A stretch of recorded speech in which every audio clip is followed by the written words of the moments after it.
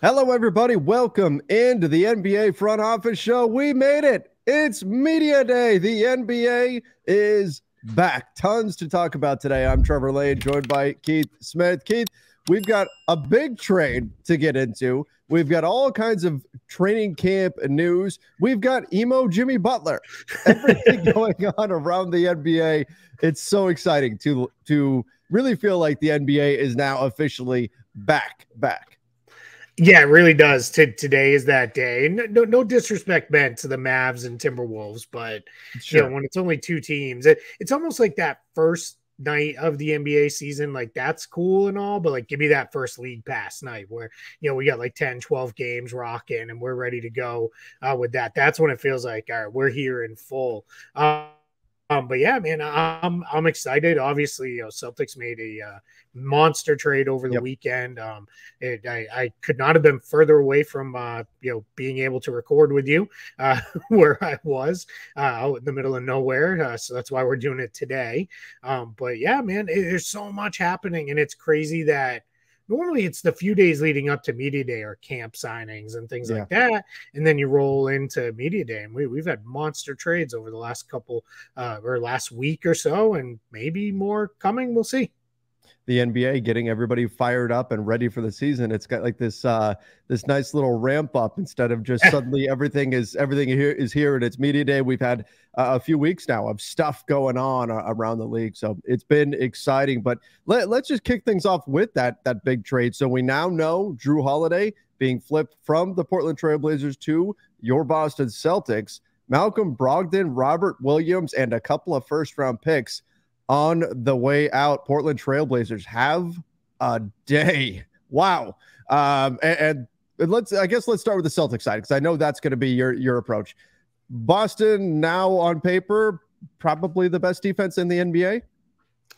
Yeah, I would say they're in the mix. The front court defenses, we'll see, right? Kristaps Porzingis was pretty good last year. The Wizards used him primarily in drop coverage, and he did okay in that scheme and all that. We'll see, where that all goes. I think on the nights when you really need to lean on your defense, if you throw Al Horford in, because he didn't really lose too much last year, he still looked really, really good defensively.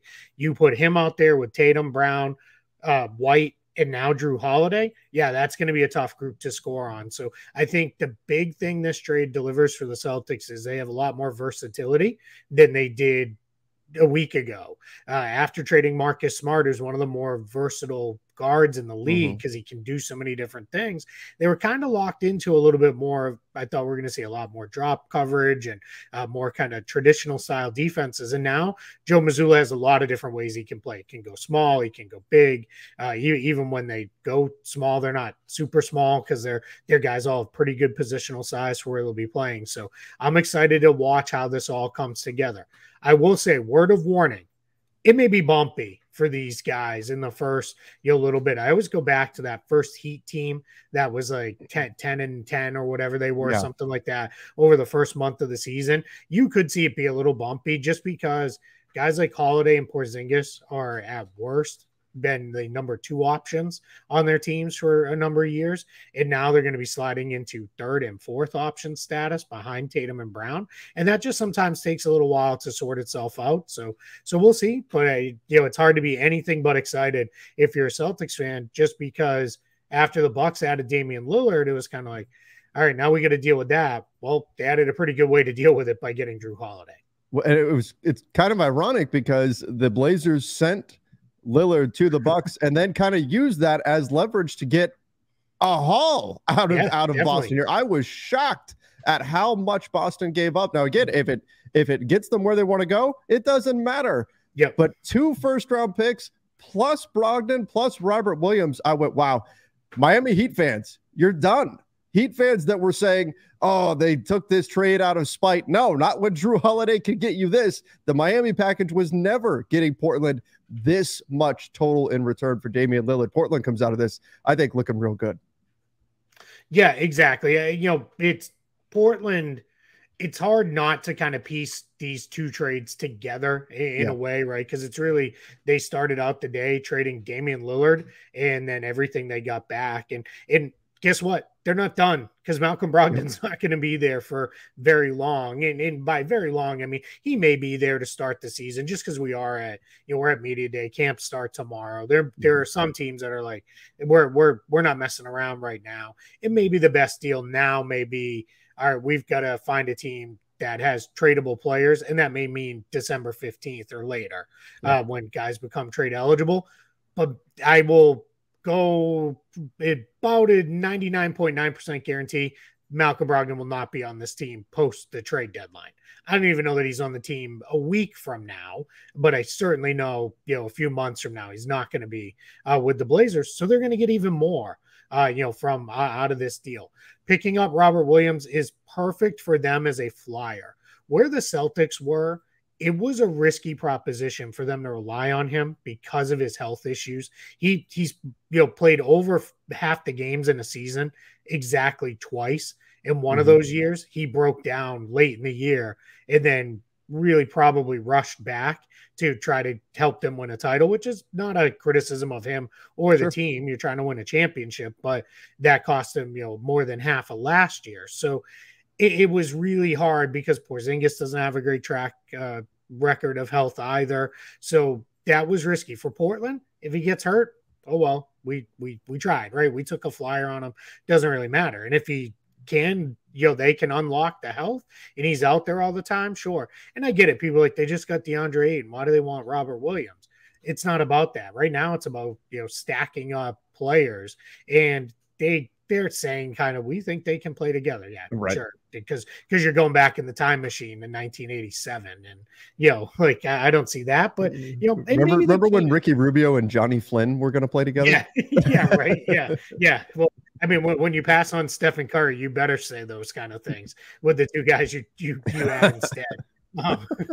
But yeah, I think, maybe Portland does throw them out there because, again, this isn't about wins and losses for them this year. So, and I don't know, maybe Ayton's jump shot does come around enough that they can, survive 5-10 minutes with those guys on the floor. But, for right now, Portland's, they've got a bunch of draft picks. They did really well again, like they did in the Bucks trade. The Celtics pick is coming in 2029. No idea what the Celtics will be. Al Horford and Jrue Holiday will likely be retired by then. Yeah. Porzingis maybe isn't around. Who knows what happens with Brown and Tatum and all of that. So yeah, I would want to push that pick obligation out too. So yeah, man, I'd be very fired up if I was a Trailblazers fan because you netted massive returns in this sequence of deals. And like I said, not done yet. Yeah, when the dust all settled, I think the Blazers come out of this whole thing. And again, I shouldn't say settle because it's not really, because we don't know what they're going to get from Malcolm Brogdon. But I think that they were able to get as much as you possibly could have imagined them getting here.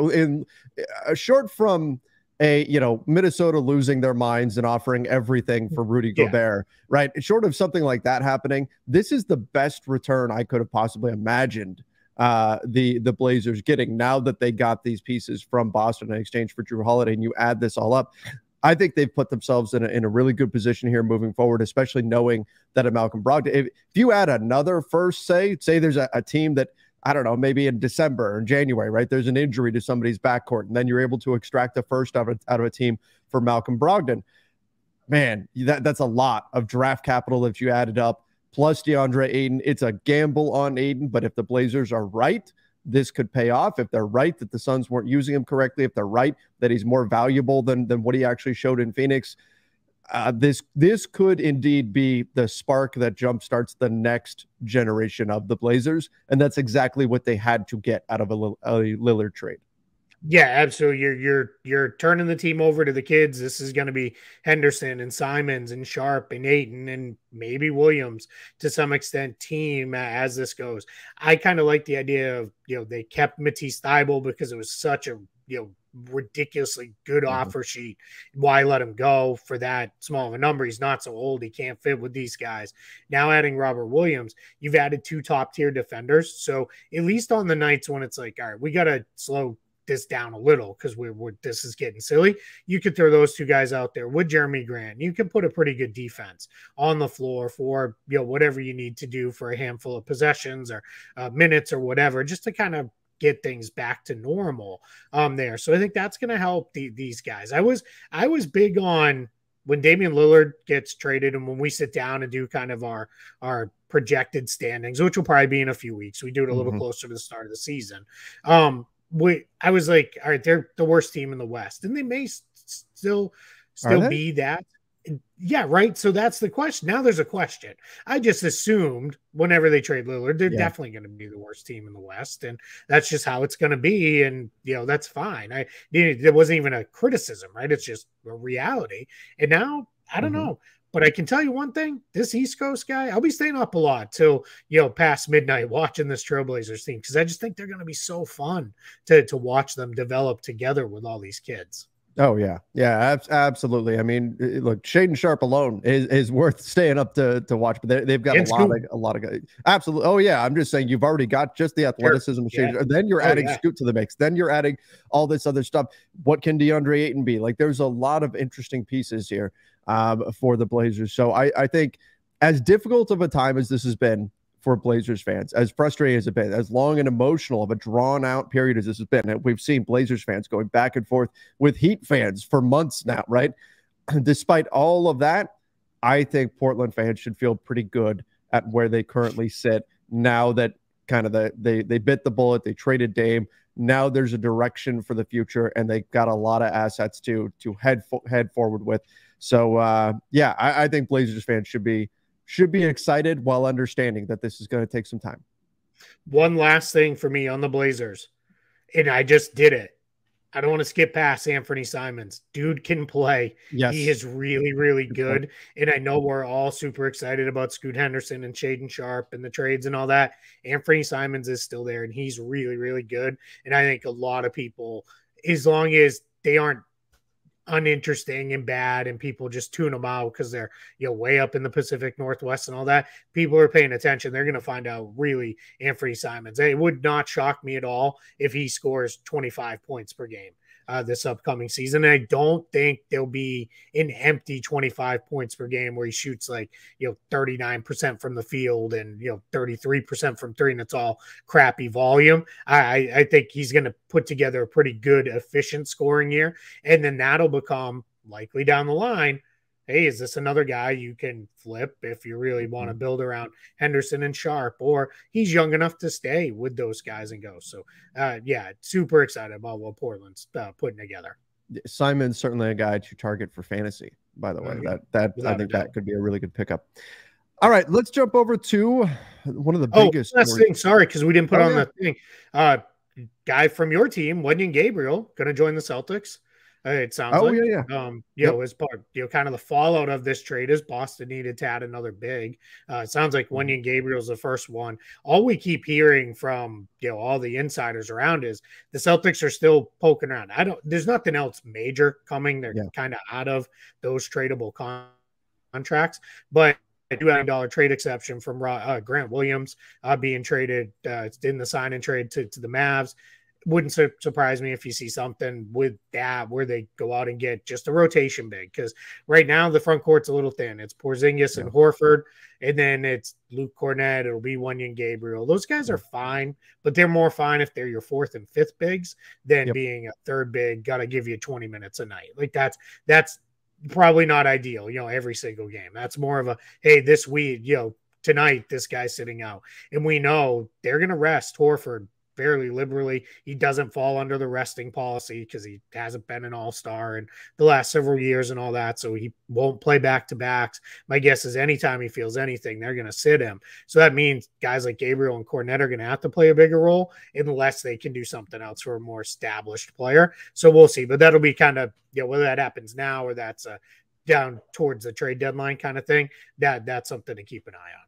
Yeah, Wenyen is great. He's high motor, high energy. He's an instant fan favorite because he gets in and gives everything that he's got all the time. Unfortunately, there's no getting past the fact that he's not big enough to be a true center in the NBA. Did you notice Woj called him a 7-footer? in his Yeah, tweet. what was And I that was like, about? if he's 7 feet tall, then I'm like 6'2", and that's a Right? lot. He called him a sub-footer. Like, he's barely over 200 pounds when you Yeah, Gabriel. He's like 205. yeah, He's he is all athlete versus like yes. that kind of more rugged, like, banger type. Not to say he doesn't try to do that, because he Oh yeah. does, but yeah, and I think too, it got a little overblown. There's a lot of, oh, he's coming off a monster World Cup. He was good in the World Cup. Don't get me wrong, but like I don't know that the Celtics were like, oh, now we got to go get him. Like Right. I don't think that hurt by any means, but just another thing there. But yeah, he definitely not a 7-footer. For sure. I can say No, that. but With he all will. But he will confidence. get in there and compete night in night. Mhm. You put him in, he's going to give you everything he's got every single night, and there's Yeah. definitely value to that. And so I think Celtics fans are gonna you're gonna wind up liking him a lot, despite his shortcomings, because of that energy, the hustle that he gives you on every play. Yeah. And I love an energy big off the bench. Yeah. Just somebody who can get in there and mix it up for, even if it's only, just to change things up a little bit, right? It's kind of like in football when you throw the, all right, we're going to throw a bomb just because, we got to do something different, right? You just throw this guy in there and let him fly around for, 5 minutes and a half and change the energy and you get back to it. I think you'll see a lot of games where him and Peyton Pritchard and that's kind of, all right, we're going to these guys. We got to mix this up. Got to wake people up here a little bit. So, all right, one of the biggest stories heading into training camp is the 76ers and what's going on with them, and James Harden not in attendance at Sixers Media Day. Daryl Morey noting that Harden still wants a trade and they're still seeing what's out there. So we don't know where James Harden's head is at. Technically, the 76ers could start finding him because he's not there at Media Day for them, but the next question is, will he be at training camp? Will he be there to start the season, or is he just going to stay away from the team? What does the team think about that? But again, one of the big questions, will James Harden be there with the 76ers? And then what happens? So far, the answer is no. He's not showing up for this team. Yeah, and you should have started with this earlier. If you notice, the two of us are looking off camera a lot more when we're not talking. It's because we're following Twitter and all the media day stuff, because you never know when something's going to pop that's really interesting we want to throw into the show. So with James Harden, let's kind of break down where we're at with this. So media day, he can be fined for skipping media day, as you said. That does not start the 30-day clock that I think people are now familiar with, where if he skips 30 days, the 76ers can refuse to let him become a free agent after this season, all that. That would start tomorrow when training camp officially starts. What Philly's doing is they're doing media day today at their facility. Then everybody's jumping on a plane, except for James Harden, I guess, and they're all traveling to Colorado Springs. Why, I don't really fully understand, but they're going to Colorado Springs and they're doing training camp there for a few days, and then presumably they'll get into their preseason and back in their own facility. If he's not there tomorrow when they start whatever the first sessions are, that's when all that stuff can start. There was no indication of if he would be or wouldn't be. He may have just skipped media day, and all Daryl Morey said was, we will basically, whatever the CBA allows for, that's what we'll operate under, and that's what we'll do. So my guess is he's going to get a fine for this.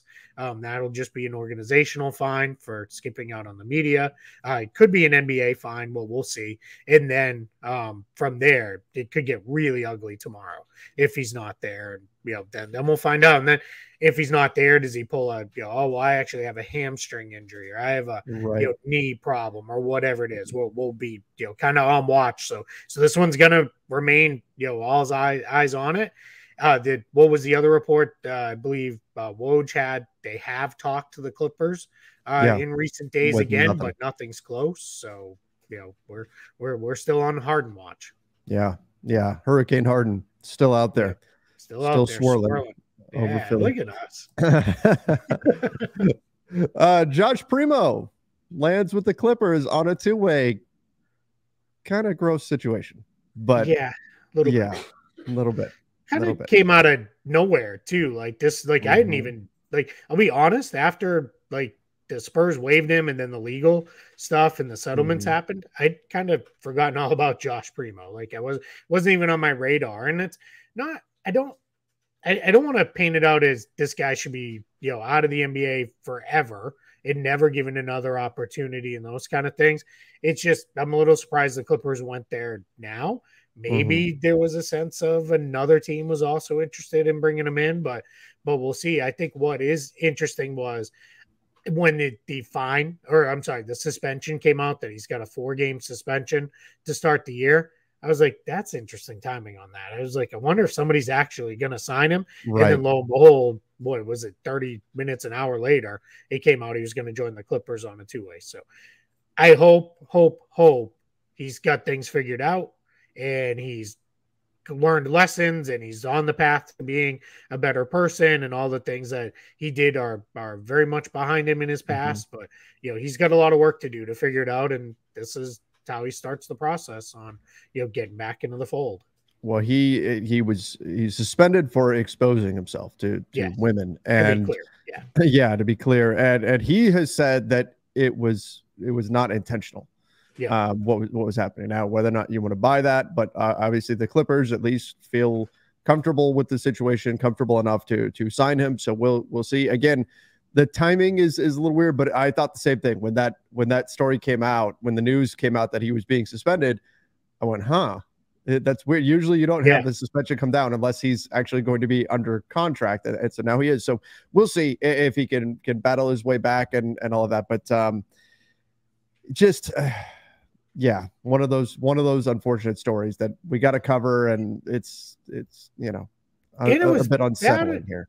Bad enough that the Spurs didn't even wait. They just waved him. They didn't even wait. And remember, and he was a high draft pick for them. Correct. And I remember you and I, and this was right around this time a year ago when it happened, because it was shortly before training camp.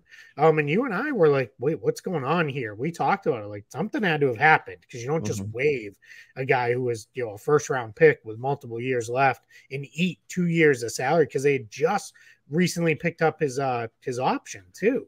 When all this went down, and it was also bad enough that there was a lot, at least one, if not more than one lawsuit that was settled. And, now then the league has to obviously get in, and there was the NBA clearly found they're not buying the unintentional part of this. Otherwise they wouldn't have suspended him for 4 games. So we'll see what happens here. And, we'll continue to just kind of, watch and see, and for the Clippers, it's obviously, if there's anything, it's a 2-way contract. If has any kind of bad behavior, he's gone, and that'll probably be it for him in the NBA.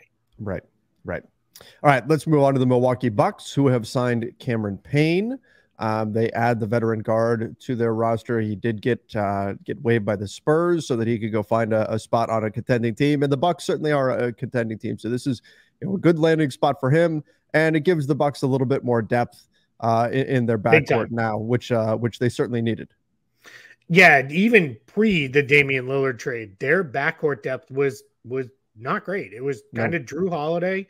Grayson Allen can swing over and play the point. You can get away with some stuff if you're Milwaukee without a primary ball handler, because Giannis and Chris Middleton initiate so much of the offense.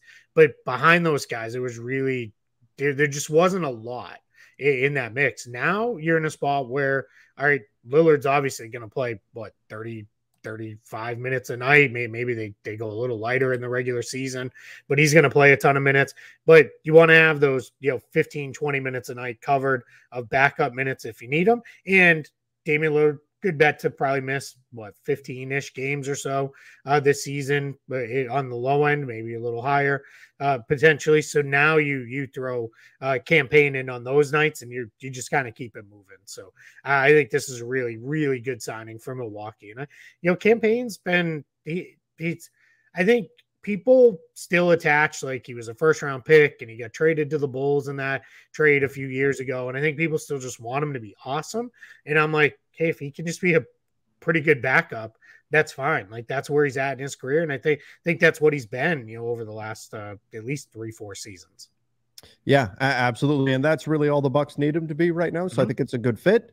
And I think he's going to have some success there with Milwaukee. Not the only guy that found his way free of the Spurs. Reggie Bullock was waived by the Spurs, kind of as expected. And now you normally don't see 3-and-D wings of his caliber out on the market right now. Not to say that he's a world beater, but he's a pretty good player that could really help a team that needs a little bit of depth on the wing. So I'm really interested to see where Reggie Bullock ultimately lands. A guy who can bring you some defense on the perimeter, but mostly known for his ability to hit from behind the arc.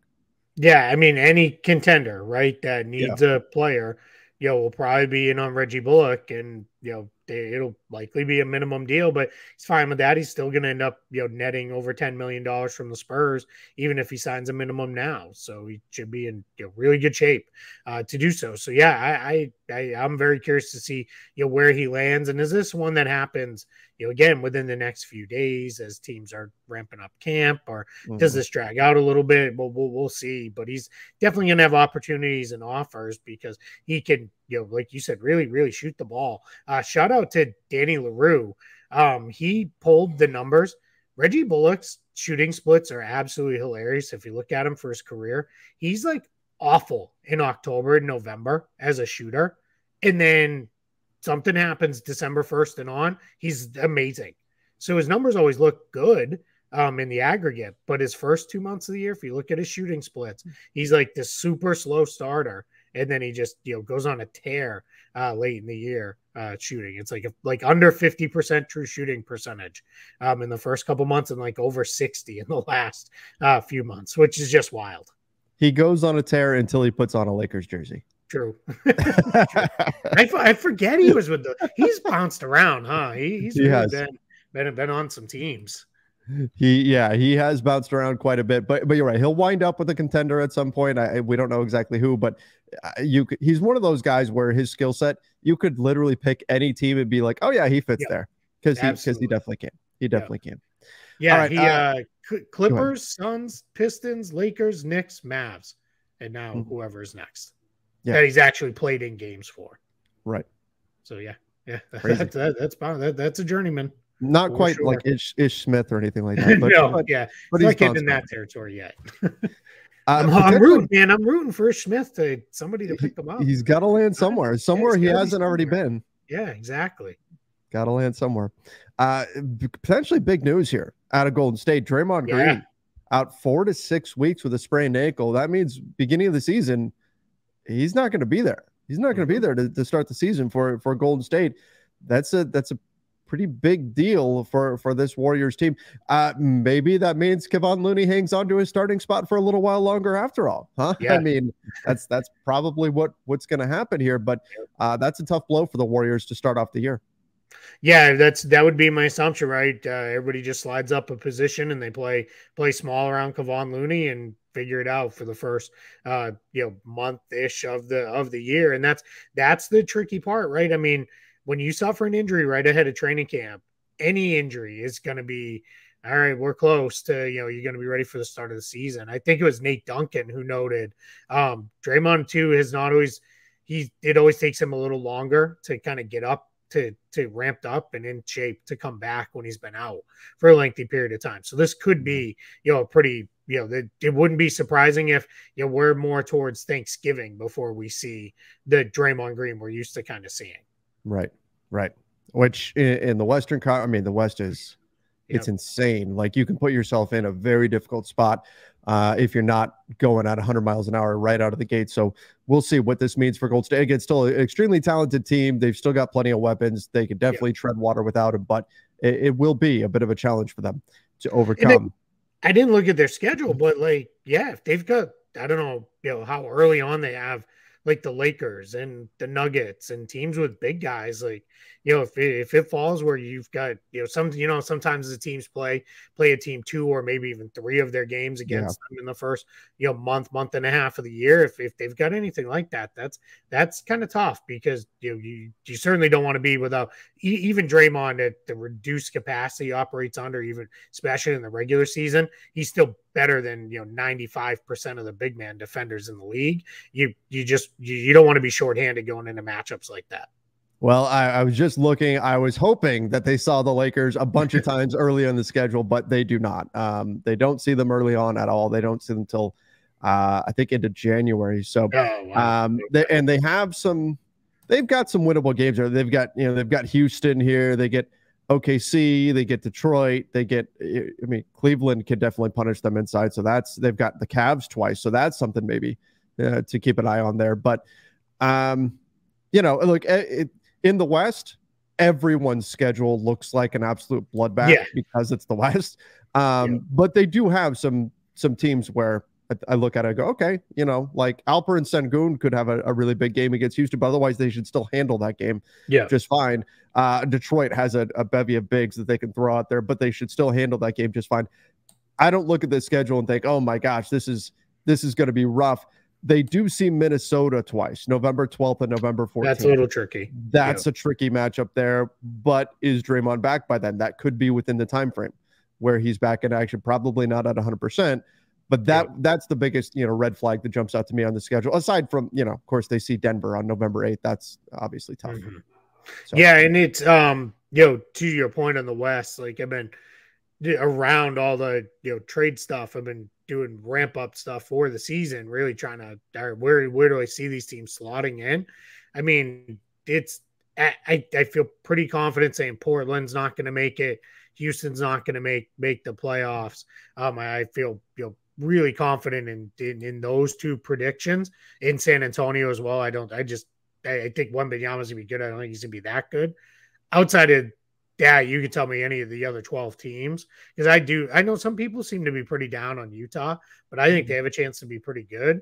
And I mean, then it's even if you take Utah out of the mix, like, man, that's still 11 teams, fighting it out for 8 spots that, and it's not 11 teams where it's like, oh, I mean, half of them aren't very good. No, it's like 11 teams and like 8 of them are like really good potentially. So, and then to add to your point, an injury of a guy being out for any amount of time could really swing things. If you have a bad week in the West, that's really going to hurt your playoff positioning. Yep. Yeah, absolutely. Absolutely. Parity rules. I don't know if you can hear the puppy is losing his mind. There must be a bird in the backyard or something. He's losing his head. He's really upset about Draymond being out. Yeah, that's it. Or he's super fired up about Jrue Holiday. That could be it. That could be it as well. The Sacramento Kings, they signed Jalen Noel. We've got a few of these signings and things like that and waivers and stuff. Sure. Not projecting to be like an impact signing or anything, but some depth here for Sacramento. Yeah, and we'll see. We don't know yet if this is a camp contract or what. I think it hopefully is just a minimum deal and he's there, because I think Jalen Noel is actually pretty good and can play. He got kind of caught up in the wash in Minnesota last year. They just had a ton he's really losing his mind.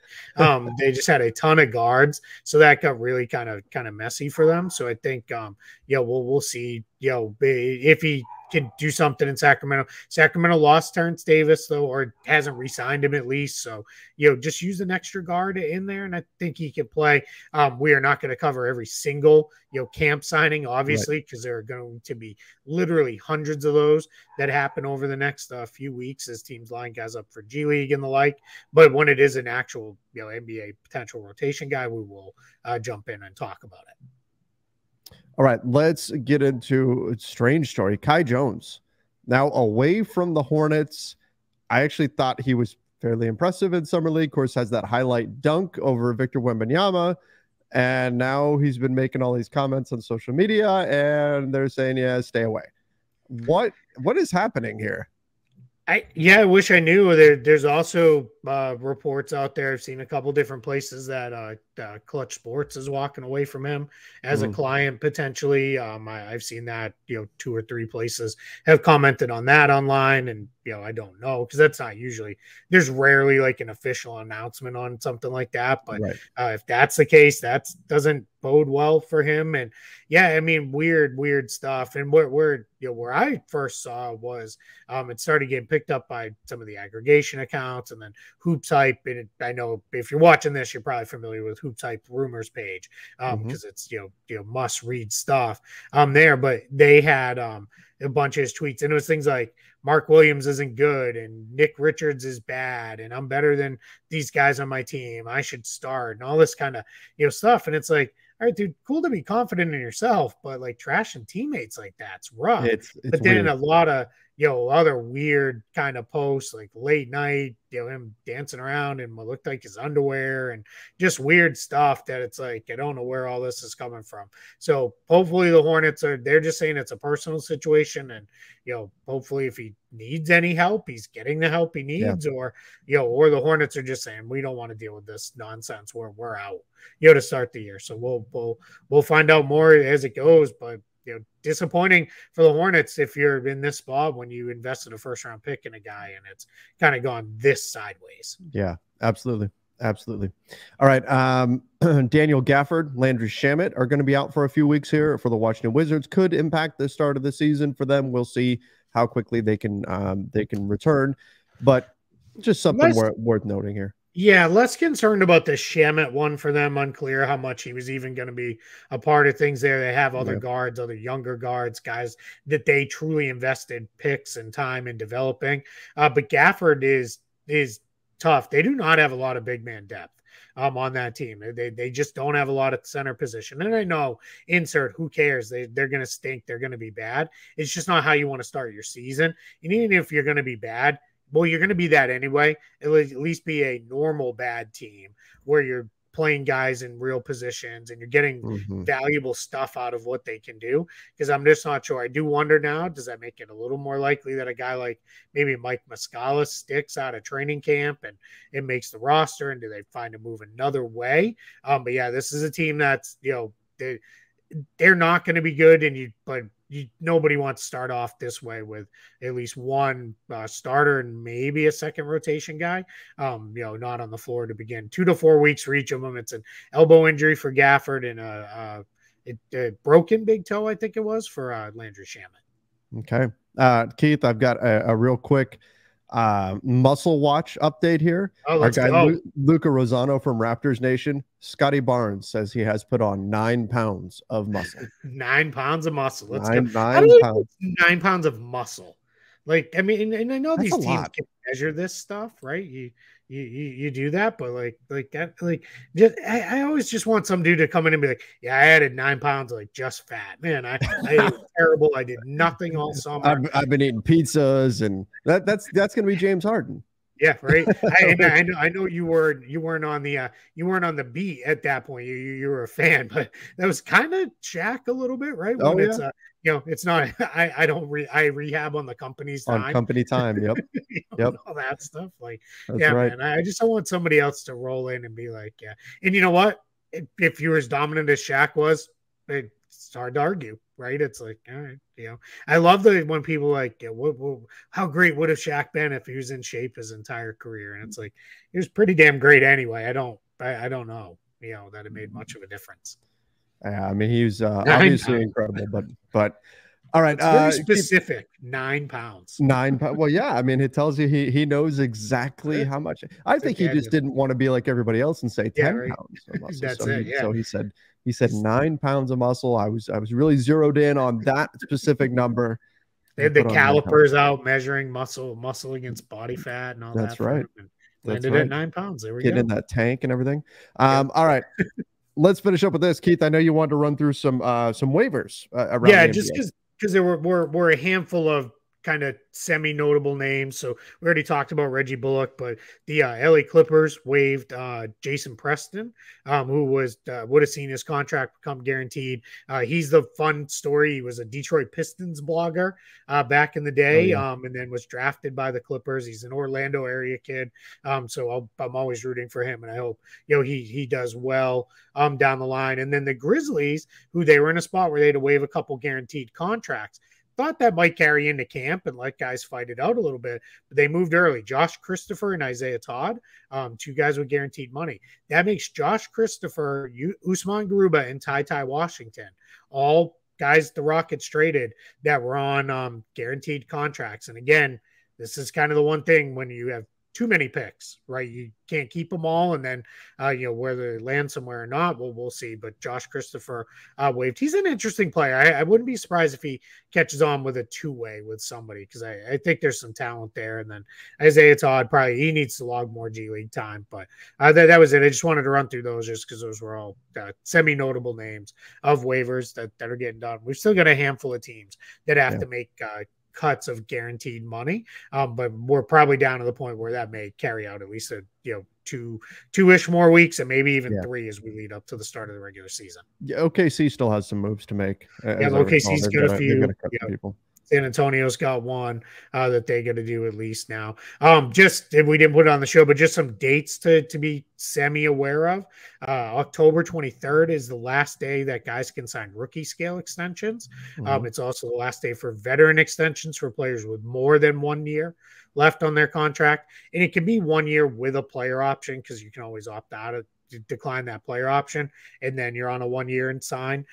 So that's something to kind of keep an eye on. And then October 31st is the deadline to pick up the rookie scale team options for guys. So yeah, a little bit. So, but it's that you'll start seeing those will start coming out here over the next little bit. And most of them are no-brainers. Almost all rookie scale team options get exercised. It's more notable when one doesn't get exercise. And the last thing I'll say on that topic is teams almost always do them in batches. So if you've got a team that's going to do like 2 or 3 or 4 or 5 of these options, they almost always announce all of them at once. And if all of a sudden somebody's name wasn't in there, that can often kind of be a sign of maybe they're not part of the future like we thought, and then they would move on into unrestricted free agency in the summertime after, with all the caveats of the team can't pay them more than what their option amount was and all those things. That's come up a few times. Guys like Jalen Smith was a big one on that. Yes. And a couple of other guys. Yep. So certainly something to keep an eye on as we get closer and closer to the end of the month. By the way, our first show of October. Yeah. Exciting time of year. And real basketball this month. Basketball coming up. Preseason game in a couple days with the Mavs and Timberwolves. A nice noon Eastern start. I can actually watch the whole thing and not be interrupted. I can watch it and then go do the school pickup and all that stuff. So yeah, and then we'll be monitoring media today for more muscle watch and injury updates and potentially trade news. We'll see if anything goes down with James Harden or Malcolm Brogdon, but it seems like we're settling into what might be rosters being semi-finalized, I guess. Yeah, that's what it's looking like. Keith, did you get Halloween off from the Celtics plan? I'm looking. Yeah, you did. You did. Yeah. Okay. Yes. But one of the things I always look at, I don't. You probably don't do trick or treating with your daughter anymore. At this point. At this point, she's embarrassed. Yeah. Right. Okay. Yeah. I always have to look and see. Do I have to cover a game on Halloween or not? This year I do not, which is nice. Nice. Yeah. Well, we'll be what the people do here in Florida is that, because it's always generally pretty, unless it's raining, it's usually very nice out. Everybody sits in their driveway. Everybody brings the candy bowl out, sits in their driveway, and it's funny because it's like the one time we know we're going to see all of our neighbors and stuff, and it is always funny, and we're always like, wow, we have a lot more kids in this neighborhood than we knew. So, and our daughter, she likes handing out the candy. So that's her thing. She likes to hand out the candy to the kids. And her and my wife, everybody will know because I post it every year on Twitter. They go bonkers with carving pumpkins, and they are those are absolutely amazing. Incredible at it. So yeah, it's and I'll own it here just like I own it every year on Twitter. I have no part of this at all beyond moving them for them, because they sometimes buy like 40 or 50 pound pumpkins to carve these things with. So I don't, that's it though. That's the whole extent of my involvement. I don't have that talent. That is not something I can do. I think this year they should do the front office show logo on a pumpkin. Maybe I'll throw it out there. That is a wonderful idea. I think that would make a fantastic pumpkin.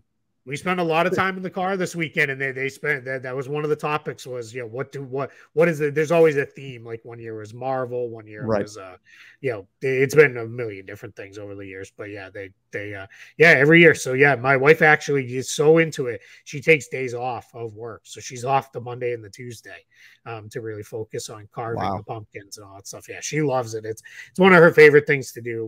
And we're in process of putting up all the Halloween decorations around the house and all that, because we would have done it this weekend, but we're off chasing around a soccer ball, as we are most weekends in the fall. So, but yeah, man, Halloween. It is funny that you say that. Yeah, it's that is one of the days you look at when you have a kid is like, all right, Yep. How locked in on work do I need to be? And then Exactly. and I'm kind of the one where I'm like, all right, it's like 8 o'clock. Like I want to go watch games, and then I kind of disappear into the house and let them handle the candy out in the yard. You keep throwing this candy at people. I'll be in there watching basketball. What's your daughter going to be? Is she decided yet? She is deciding between, I think, Ariel and Moana, and I think she's leaning towards Moana because she already kind of has the get up for that. She even has like Maui's fish hook. Nice. She wants to carry around, so she's pretty fired up about that. But normally she's got it all planned out like a year in advance what it's going to be. This is the first year that it's more kind of like she's kind of wavering last minute, that kind of stuff. So, but it sounds like she's going to go with Moana. So enjoy it while you can, man, because it goes like I'm been where doesn't happen anymore in our house. So, and I think we're probably like a year away from then. It'll be like, can I go to a party at my friends and whatever and that kind of stuff. So yeah, it's kind of funny. It kind of dies out in the middle there and then picks back up. And then, and then for me, it's more like, all right, is this over? Nobody's knocking on the door. I can just watch games now. Let's go. I don't have to hold the dogs back anymore. That's what I do every time. Yeah. Yep. All right, everybody. Well, enough about Halloween. Thank you guys for joining us. Make sure you do subscribe right here to the Front Office Show YouTube channel or to the podcast feed over on Apple Podcasts, Spotify, wherever you listen to podcasts. Media Day, we'll have all the fallout on tomorrow's show. Exciting time of year. Again, make sure you are subscribing to stay in the know with everything going on in the NBA. Till next time, everybody. See ya and stay safe.